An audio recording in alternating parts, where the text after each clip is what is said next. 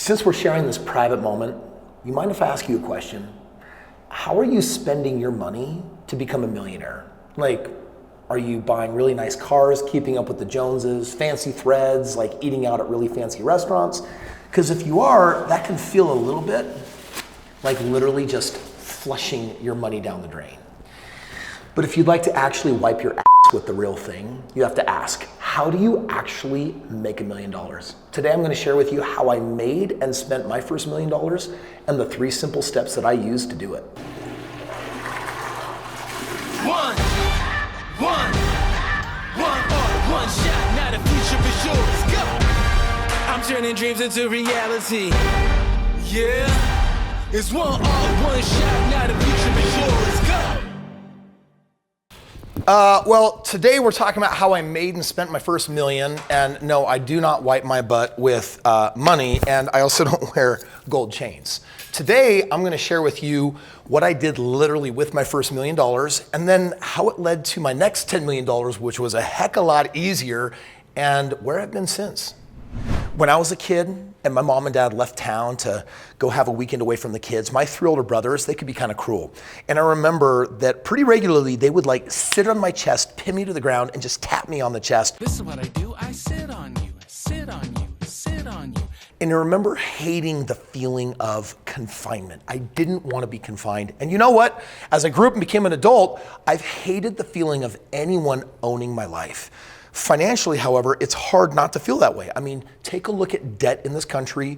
Take a look at who we're financially beholden to. How can we ever truly be free if I owe the bank this money and I owe my friend this money and then I've got my student loan debt? And so debt can be like this horrible, heavy feeling that makes it feel like maybe we're never going to be successful, let alone become a millionaire. Value Penguin came out and said about this financial confinement, researchers found that the median debt per American family is around $2,700, while the average debt stands at $6,200. The average balance for consumers is around $5,300.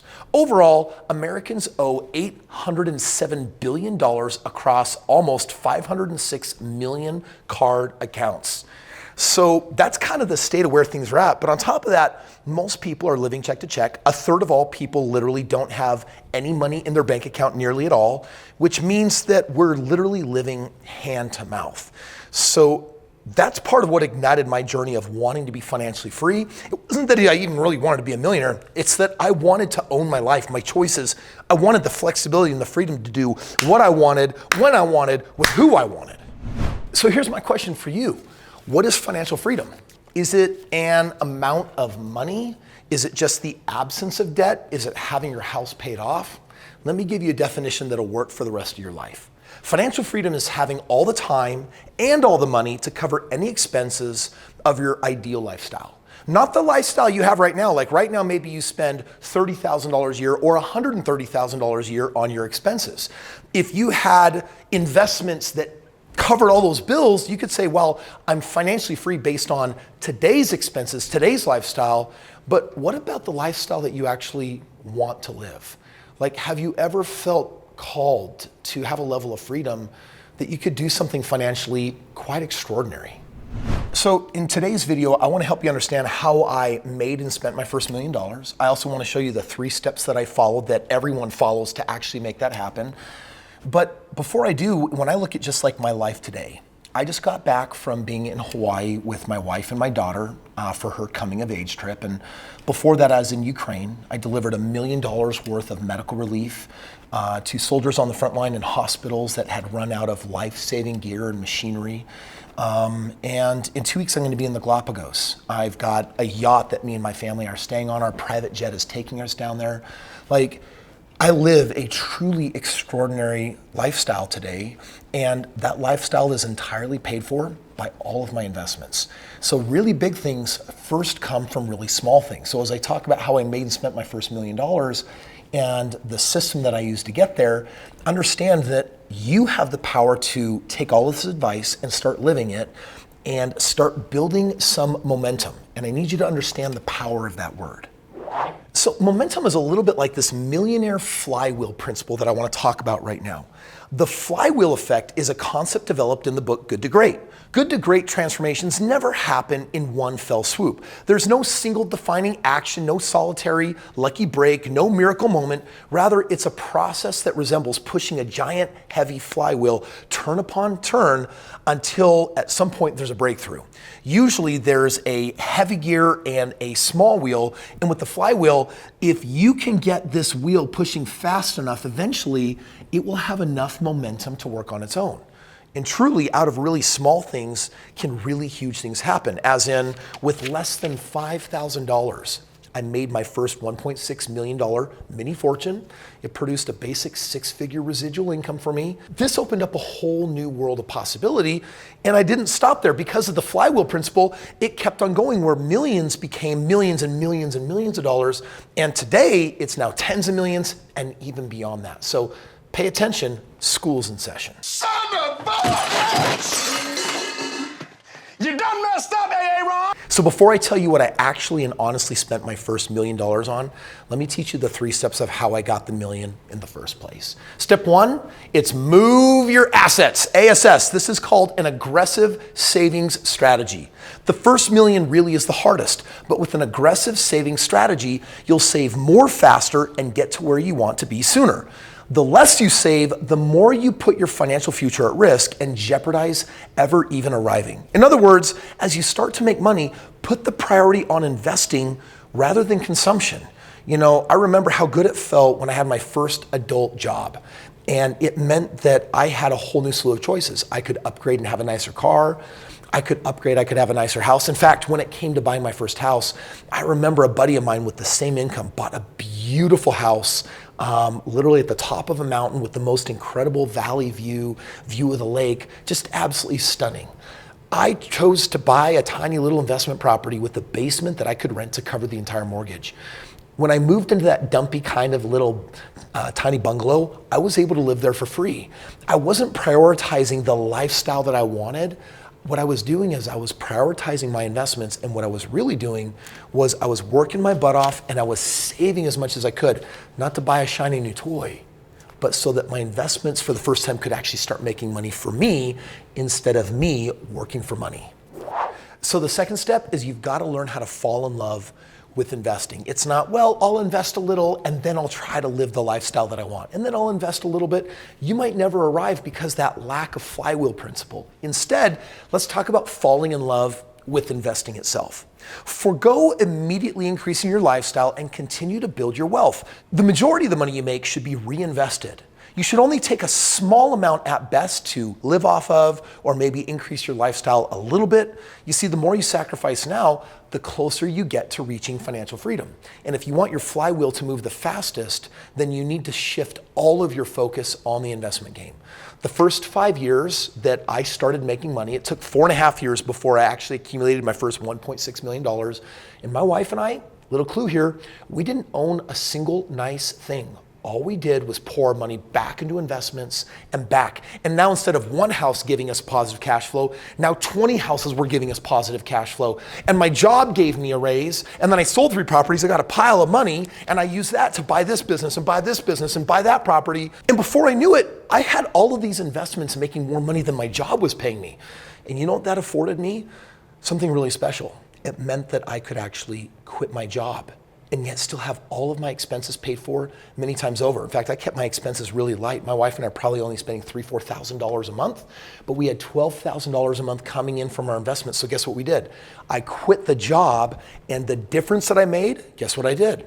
I kept investing it again and again and again until eventually my wife and I moved into our first custom hand-built multi-million-dollar property.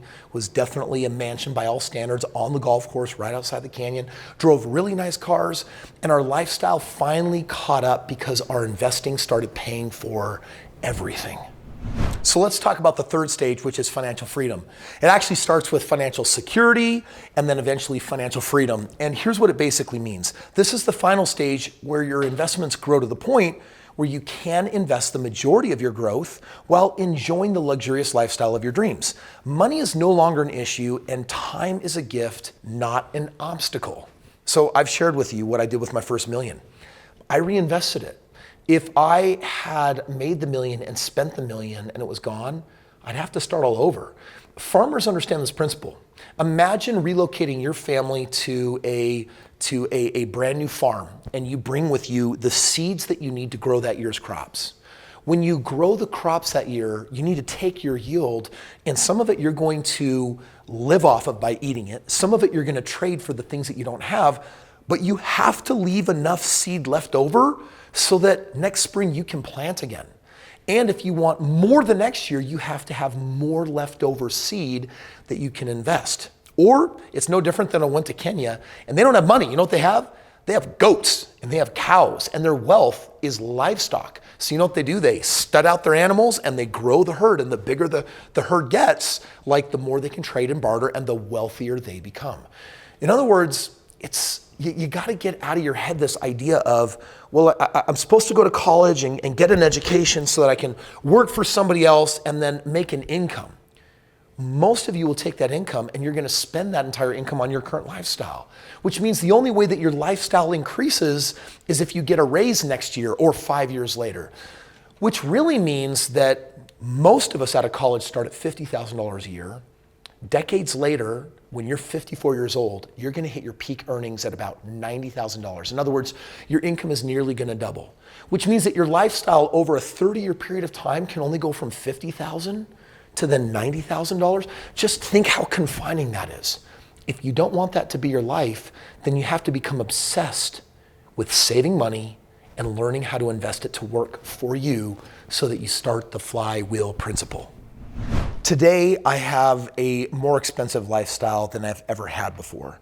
A lot of that is philanthropy, it's giving back. A lot of that is creating opportunities for my kids, like they're not in the public school system. I hire teachers that I bring into my home and we customize their education. We love making memories through travel. I don't want them to learn in textbooks. I want them to learn by experiencing the world. Now, these are my dreams, and I'm sure that you have your dreams. And when those dreams feel big enough in your heart to take your breath away, that's when I think we sometimes find the courage to do the right thing, which is to take that hard-earned little leftover money at the end of the month and to actually set it aside for an investment, as opposed to squirreling it away in a 401k or an IRA that'll earn single-digit ROIs, or to just spend it on the next great holiday moment, an anniversary. Listen, I think it goes back when Stanford did that study about the marshmallows, right? You give a kid a marshmallow and you say, if you wait 5 minutes, I'll give you a second marshmallow. Or you can have the one marshmallow right now. The kid that impulsively grabs the marshmallow right now will likely be stuck their entire life. That's what the 30-year study showed, is that they didn't progress. They could never set things aside. They could never wait long enough. They couldn't delay gratification. There is a benefit from having a season in your life where you are working hard and you're saving everything you can, and then you pick the right investments. And if you want to know what those investments are, click the link below. In the link below, you're going to learn about getting a free custom game plan. This is a wealth plan. This is a member of my team that has been trained by me. They have a singular full-time job aside from investing and growing their own wealth, which is to step in your shoes the same way I would and basically say, hey, if I started my life over from where you're at today, and if I could save the little money I can, where would I put it? How would I grow it? If you make those moves the right way, you can wake up 5 or 10 years from now and all of a sudden have your money working so powerfully for you that you have all sorts of options that you just didn't have before. Click the link if you want to get a fresh perspective and a free game plan to learn what your life could be like if you followed this plan. I seem to get the question over and over again, Kris, should I go to college? Is college for me? When should a person go to college? And are there circumstances where maybe they shouldn't? I have met so many people that have dropped out of college and become so incredibly financially successful. And it's not because college was a bad choice. It's because college didn't have the choices that they needed. If you're curious if college is right for you or whether there's a different education that will be superior for your future, click right here, watch this video, and let me share with you my thoughts. What are you doing in here? Well, since you're here, let's just share boy talk. Maybe you're a girl. Let's not do that. I like how you started the last one. We're sharing a private. Got it. Okay. Ready? You know, since